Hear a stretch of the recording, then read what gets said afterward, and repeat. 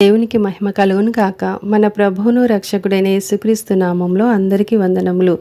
ఈరోజు పరిశుద్ధ గ్రంథంలోని వాక్య పఠనము ఇర్మియా 8వ అధ్యాయము 1వ వచనం నుండి 11వ వచనం వరకు. యెహోవా వాక్కు.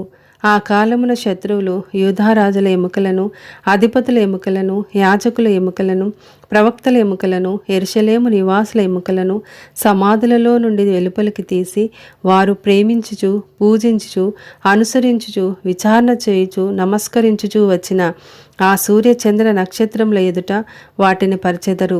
అవి కూర్చబడకయు, పాతిపెట్టబడకయు, భూమి మీద పెంటవలే పడియుండును.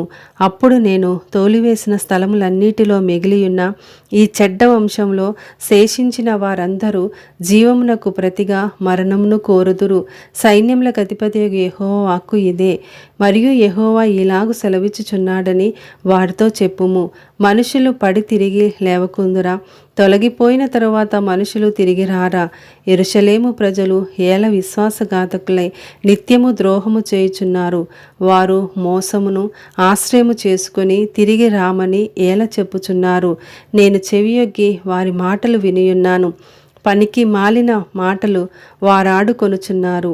నేనేమి చేసితినని చెప్పి తన చెడుతనమును గూర్చి పశ్చాత్తాపపడు వాడొకడును లేకపోయెను. యుద్ధమునకు చొరబడు గుర్రము వలె ప్రతివాడును తనకిష్టమైన మార్గమునకు తిరుగుచున్నాడు. ఆకాశములకెగురు సంకుబుడి కొంగ అయినను తన కాలము నెరుగును. తెల్ల గువ్వయు, మంగళ కత్తి పిట్టయు, ఓదె కొరుకును తాము రావలసిన కాలమును ఎరుగును. అయితే నా ప్రజలు యెహోవా న్యాయ విధిని ఎరుగరు. మేము జ్ఞానులమనియు యెహోవా ధర్మశాస్త్రము మా యొద్దనున్నదనియు మీరేలా అందురు? నిజమే గాని శాస్త్రుల కల్లకలము అబద్ధముగా దానికి అపార్థము చేయుచున్నది. జ్ఞానులు అవమానము నొందిన వారైరి. వారు విస్మయమొంది చిక్కునబడి ఉన్నారు. వారు యెహోవా వాక్యమును నిరాకరించిన వారు. వారికి ఏపాటి జ్ఞానం కలదు గనుక వారి భార్యలను అన్యులకు అప్పగింతును. వారిని జయించు వారికి వారి పొలములను అప్పగింతును. అల్పులేమి గనులేమి అందరును మోసము చేసి దోచుకొనువారు.